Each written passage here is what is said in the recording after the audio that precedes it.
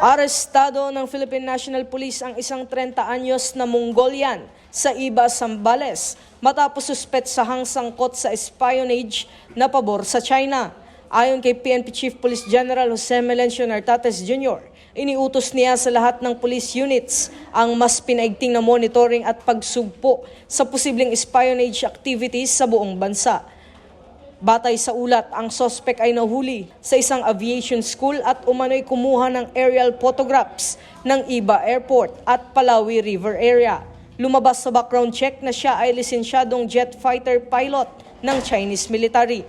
Binigyan din ni Police General Nartates na ang kaligtasan ng bansa ang pangunahing prioridad at nakikipag-ugnayan ng PNP sa iba pang ahensya upang maagapan at mapigilan ang anumang banta, lalo na sa espionage. Ito ang bagong PNP para sa bagong Pilipinas. Serbisyong mabilis, tapat at nararamdaman.